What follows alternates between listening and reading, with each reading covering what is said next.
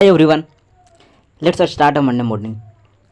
तो it's always remember कि ये जो एस्पिरेंट की जर्नी है वो सिर्फ वो किसी जंग से कम नहीं है। यहाँ पर हर रोज़ आपको खुद से लड़ना होता है।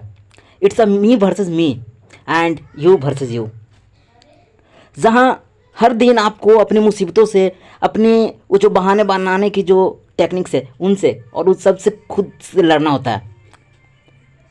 सुबह भले मैं 4 बजे उठ गया, लेकिन उसके बाद 2 घंटे भी मैं पढ़ नहीं पाया था।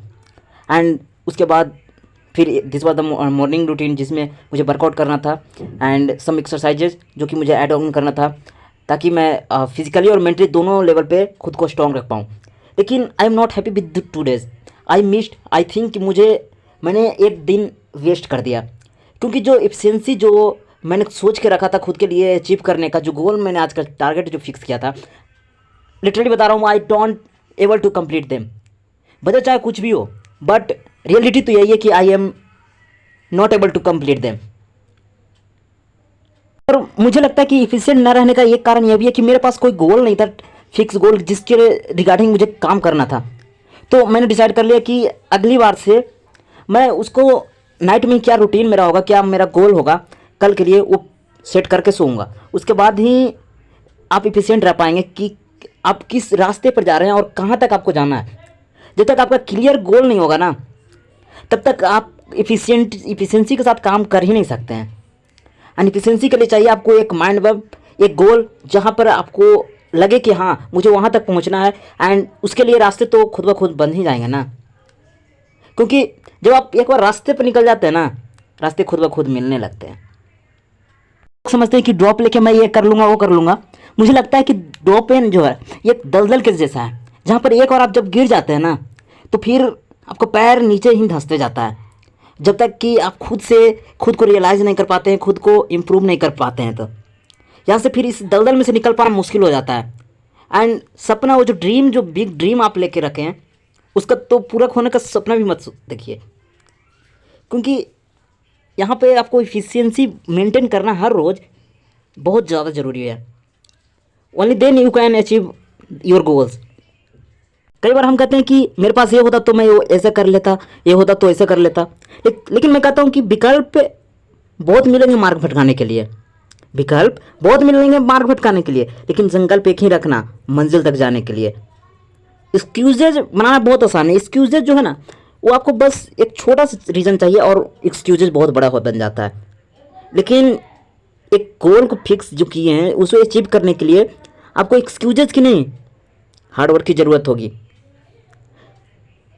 इन ऑल इतना ही कहूँगा कि आज जो डे था नॉट मच इफ़िशिएंट, क्योंकि मैं पीसीबी पूरी तरीके से पढ़ नहीं पाया, एक एक चैप्टर भी नहीं कंप्लीट कर पाया।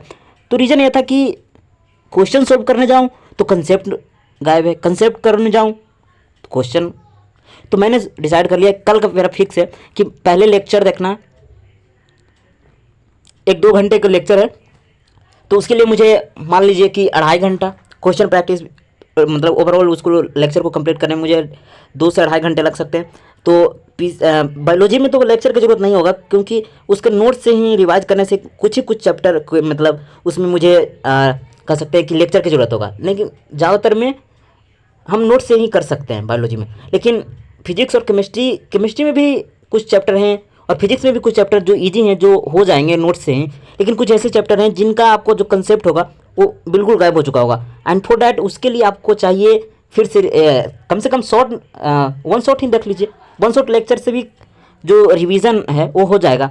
जो कंसेप्ट आपका जो गायब हो चुका है, जो कंसेप्ट का लिंक है, वो कई बार लंबे टाइम तक नहीं ना रह सकता, तो गायब हो जाता है। तो फॉर डैट आपको वन शॉट ही लेक्चर देख लेना चाहिए, इससे कि जो लिंक टूट चुका है कंसेप्ट के रिगार्डिंग वो फिर से एक बार बन जाए। ओनली देन आप क्वेश्चन के साथ प्रोसीड कर सकते हैं, नहीं तो फिर कोई फ़ायदा नहीं रह जाता है क्वेश्चन प्रैक्टिस करने का भी, क्योंकि जब तक आपके कंसेप्ट क्लियर नहीं होंगे ना तो क्वेश्चन बनेगा, कंसेप्ट तो गायब पहले से ही है। तो फॉर डैट कंसेप्ट के लिए पहले कंसेप्ट क्लियर कीजिए एंड उसके बाद आप क्वेश्चन की ओर प्रोसीड कीजिए। एंड रिवीजन एंड फिर एनसीईआरटी, इन सब के कम्बो चलेगा, तभी जो इफिशिएंसी की जो आप बात करते हैं वो आप अचीव कर पाएंगे। इसके बिना कुछ भी नहीं हो पाएगा। Thank you so much. See you soon.